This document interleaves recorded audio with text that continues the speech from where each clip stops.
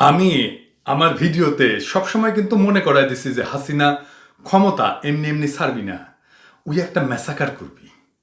আওয়ামী লীগ নিজেও এটা বলতে বাকি রাখে নাই যে সে একটা ম্যাসাকার করবি। ওবায়দুল কাদের শাপলা চত্বরের চাইতে করুণ পরিণতি বহন করতে হবে বলে হুমকি দেয়, এইটার প্রমাণ। শুধু তাই না, সে বলছে কোন অলিতে গলিতে কে আশ্রয় নেয় সেটাও তারা দেখে নেবে। তার মুখেই শোনেন শোনেন কি বলছিল। এবার আমরা ডাক বেঁধে নেমেছি, কোন গলি কোন অলিতে কে আশ্রয় নেয় আমরা দেখে নেব। অলি গলিতে কেউ পালাবার পথ পাবেন না। সে কলে তার কথা রাখিছে। এইটা পল্টন মসজিদের গলি। দেখেন দুইজন হতভাগ্যের মৃতদেহ পড়ে আছে। এই দুই মরদেহ আমরা কি পাইছি না পাইনি? শুনছেন যে ঘটনাস্থলে ওইখানে পল্টনে দুইজন মারা গেছে। শোনেন, গণপত্রিকায় দেখেন শাপলা চত্বরে নিহতদের মৃতদেহ এইভাবে গুম করা হয়েছে। এই ভিডিওটা আছে জন্য আমরা জানতে পারছি অন্তত পক্ষে দুইজন মারা গেছে ঘটনাস্থলে। আরো অনেকেই মারা যেতে পারে এবং লাশ গুম হয়ে যেতে পারে। কর্মসূচির পরে কারা কারা ফেরেনি তাদের তালিকা করেন, যারা মাঠে আছেন তারা করেন, নিজেদের কর্মীদের খোঁজ নেন। ওই সমাবেশের সবাই তো আর বিএনপির কর্মী না, সাধারণ মানুষও ছিল। তাই বাংলাদেশের সবাই, সমস্ত পরিবার নিখোঁজ স্বজনদের নাম জানান। দেখেন, আমাকেও জানাইতে পারেন আমার ফেসবুকের মেসেঞ্জারে। তবে আমার ফেসবুক প্রোফাইল কিন্তু এইটা, দেখে নেন, এইটা আমার ফেসবুক প্রোফাইল। অন্য যে কোনো কারণে অনেকগুলো পেজ আছে আমার নামে। তবে আমি মনে করি যে এই কাজটা মানবাধিকার সংগঠন এবং বিএনপির করা দরকার। কাদের নিজে বলছে যে তারা ভায়োলেন্স করবে। অবাক কাণ্ড না? তার কথাটা পত্রিকা থেকে পড়ি, এর অর্থ কি আপনারাই বুঝে নেন।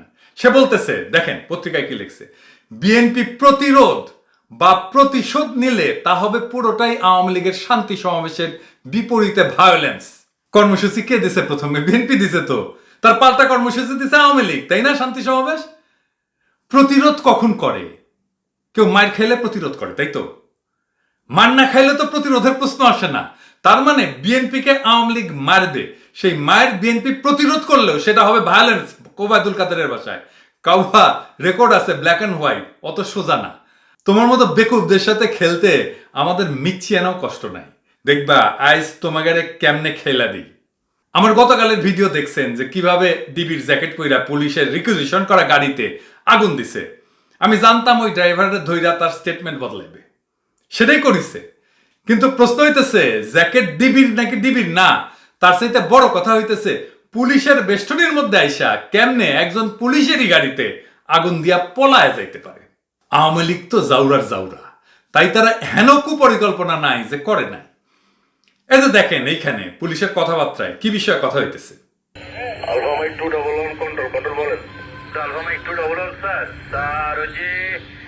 কাকরায় সার থেকে কোনো আগুন বা ভাঙচুর করছে নাকি স্যার? এটাকে সঠিক তথ্য দিতে হবে স্যার। কন্ট্রোল, আমি চার্চের সামনে আছি। এইখানে ভিতরে এবং সামনে এখন কোনো কিছু নাই।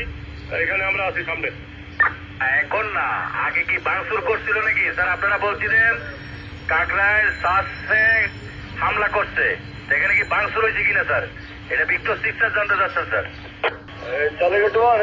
কাকরাইল চার্চে ওখানে একটা অফিসার পাঠান তো, মানে ভিতর শিক্ষা জানতে যাচ্ছেন ভিতরে কিছু হয়েছে কিনা। আমরা তো খবর পাইনি, কাকরাইল চার্চের ভিতরে কিছু হয়েছে বলে কিছু খবর পাইনি। আইডিবি ভবনে আগুন লাগাইছিল, এটা পরে নিবানো। আরেকটা স্যার, আলবাম একটু স্যার, আরেকটা ওই যে কালবার রোডে একটা মন্দির আছে মনে হয়। এই মন্দিরে কি কোনো আগুন বা ভাঙচুরের ঘটনা সংঘটিত হয়েছে কিনা স্যার? এই দুইটা জিনিস স্যার খুব দ্রুত সঠিক তথ্য দিতে হবে স্যার। ভিক্টর সিক্সার জানতে চাচ্ছেন স্যার।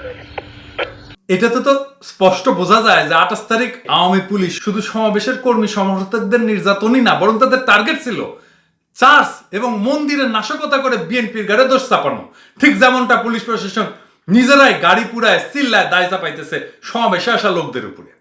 এইটা একমাত্র মানব জমিন তার পত্রিকায় দিছে। আমরা মানব জমিনের খবরটা পড়ি, তার কিছু অংশ দেখেন। সূত্র বলছে পুরো ঘটনাটি ছিল পুলিশের পূর্ব পরিকল্পিত। তারা বিএনপির প্রোগ্রামের অনুমতির আড়ালে একটা ছক আগে থেকে কষে রেখেছিল। এ কাজে সর্বাত্মক সহায়তা করেছে পল্টন জোনের এসি রুহানি। রুহানিকে জানেন তো?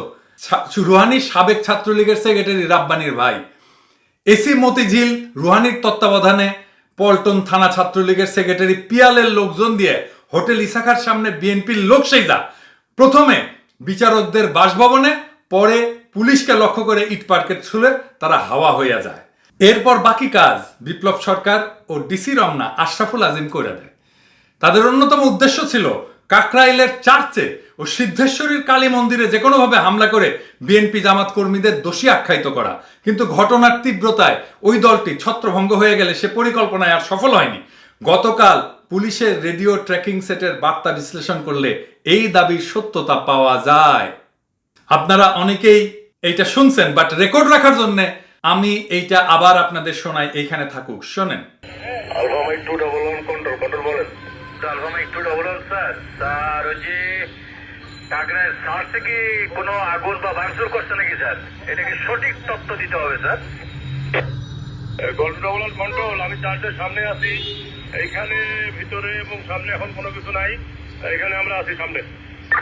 এখন না, আগে কি ভাঙচুর করছিল নাকি স্যার? আপনারা বলছিলেন কাকরাইল সার্চে হামলা করছে, সেখানে কি ভাঙচুর হয়েছে কিনা স্যার?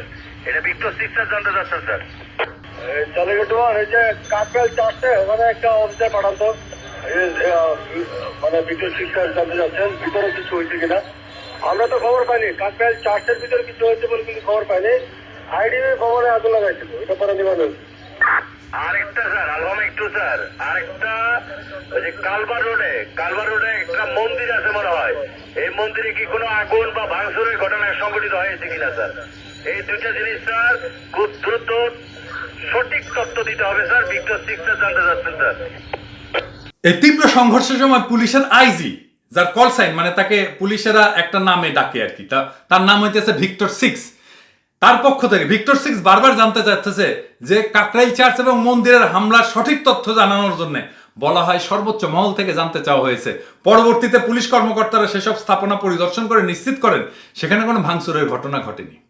তার মানে দেখেছেন কি জাউরা, কি পুলিশ নিজে, আওয়ামী লীগ নিজে পরিকল্পনা করছে যে চার্চে তারা হামলা করবে এবং মন্দিরে হামলা করবে। কারা করবে? ওই পিয়াল, ওই আওয়ামী লীগ। দেখছেন কি ঘটনা? পত্রিকায় আসছে, আমি এখান থেকে বানাই বলতেছি না। আচ্ছা এবার আসেন, পুলিশকে কে পিটায় মারল? পিটায় মারা কার ঐতিহ্য?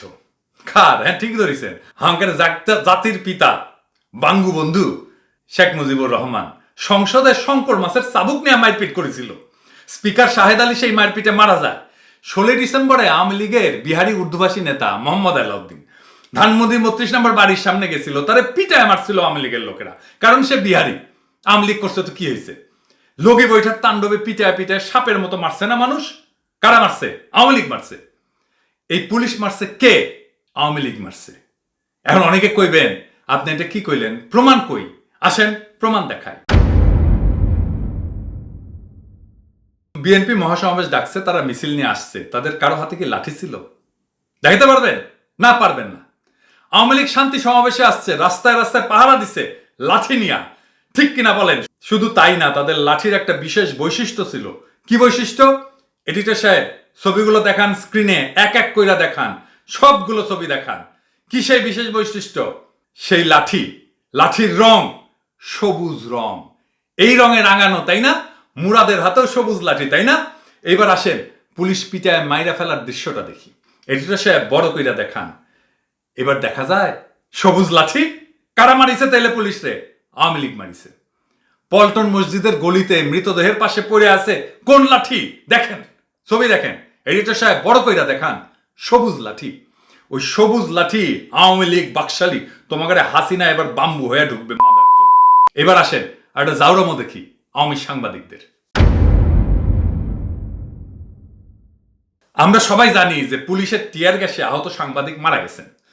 ওনার নাম রফিকুল্লাহ ভুইয়া। আমরা সবাই খুবই মর্মাহত ওনার মৃত্যুতে। খোদা তাআলা তার গুনাহ মাফ করে দিন। সব পত্রিকাতে দেখবেন এইটা পুলিশের কাম। সব টাইটেল দেখান, এডিটর সাহেব টাইটেল দেখান, এটা যে টিয়ার শেল দিয়া, এটা সব পত্রিকায় বলছে। আর আওয়ামী সাংবাদিক কুত্তারা কি কয়, শ্যামল দত্ত কি কয় শুনেন। বিএনপি যদি এবং জামায়াত যদি এই ঘটনার জন্য ক্ষমা প্রার্থনা না করে সাংবাদিক সমাজের কাছে, তাহলে আসুন আমরা সবাই মিলে বিএনপি জামাতের সংবাদ বয়কট করতে পারি কিনা সে চিন্তাটি করি। যারা হামলা করেছে তাদের পুলিশের হাতে সুপর্দ করবেন। যদি না করেন, যদি ক্ষমা না চান, যে এই হামলাকারী সন্ত্রাসী দলের কোন নেতা যদি এই আমাদের দাবি না মানে, তাহলে তাদেরকে আর এই জাতীয় প্রেস ক্লাবে প্রবেশ করতে দেওয়া হবে না। আমরা জিজ্ঞেস করছিলাম আপনাদের কাছে কি খবর আছে পিটার হাস। তিনি বলছিলেন 28 তারিখ সহিংসতা হবে, বিএনপির পক্ষ থেকে এই ধরনের আভাস দেওয়া হয়েছে। আপনারা যারা কষ্ট করে এই আয়োজন করেছেন এবং এই মুহূর্তে যারা হাসপাতালে এখনও চিকিৎসাধীন আছেন, তাদের প্রতি সহানুভূতি জানিয়ে, সহমর্মিতা জানিয়ে, তাদের পাশে দাঁড়ানোর অঙ্গীকার জানিয়ে আমার বক্তব্য শেষ করছি। জয় বাংলা, জয় বঙ্গবন্ধু। এটা বিএনপি জামাত মারছে, এগুলোর কি করা উচিত? এগুলোর তো আলেকজান্ডারের দিয়ে পিটানো উচিত। তো বুদ্ধিমান আওয়ামী লীগদের হয়েছে বিপদ, কইতে পারতেছে না যে আমরা পিটেছি, কারণ যে ন্যারেটিভ বা বয়ান তৈরি করেছে তা হচ্ছে বিএনপি নাশকতা করেছে, তাই না? এই ন্যারেটিভ ভাঙ্গা দেব প্রমাণ সহই যে সংঘাত সংঘর্ষ করছে আওয়ামী লীগই। আমার কাছে স্টেটমেন্ট আছে প্রত্যক্ষদর্শী যে আওয়ামী লীগ আর বিএনপির সমাবেশে ঢুইকা তার সামনে থেকে বিএনপির মঞ্চ লক্ষ্য করে ককটেল মারছে। এইটা সাহেব দেখান সেই আলাপটা, কে পাঠাইছে তার নাম দেখান না নিরাপত্তার কারণে। আবার আমার ফেসবুক পেজে আসা, আমার ইউটিউবে আসা বেকুব আওয়ামী লীগাররা বলতেছে কেমন দিলাম গতকাল, গেমটা কেমন ছিল দেখেন। বুঝলেন তো? তার দলের লোকেরাও জানে কি হয়েছে বা কারা করিছে। আওয়ামী লীগের নেতায় পড়া পৌরুষ জায়গা উঠিছে। পাকিস্তানিদের সবচেয়ে বড় ভুল ছিল 25শে মার্চ ঘুমন্ত ঢাকায় আক্রমণ করা, শেখ মুজিবকে গ্রেপ্তার করিয়া নিয়ে যাওয়া। আমি বলতেছি না 71-এর সাথে মিল আছে, গত ভিডিওতেও বলছি না? 90 ইয়া হাসিনা একই কাজ করলো, আক্রমণ করলো নিরস্ত্র মানুষকে আর গ্রেপ্তার করলো আন্দোলনের নেতা মির্জা ফখরুলকে। খেলা শেষ না, খেলা শুরু। খেলাটা শুরু কইরা দিল আওয়ামী লীগ বেকুবি কইরা। আমরা 25শে মার্চ পার করছি মাত্র, সামনে 16ই ডিসেম্বর। তবে ভুলেন না, মাঝে এক নদী রক্ত পার হইতে হবে, তাহলেই দেখা মিলবে মুক্তির সূর্যের। আমরা এই লড়াইয়ের সূর্য সৈনিকদের, এই লড়াইয়ের শহীদদের কখনো ভুলব না। লড়াইয়ের মাঠ ছাড়বেন না, বিজয়ের লক্ষ্যে লড়াইকে পরিচালিত করুন। বিজয় আমাদের আসবেই আসবে ইনশাল্লাহ।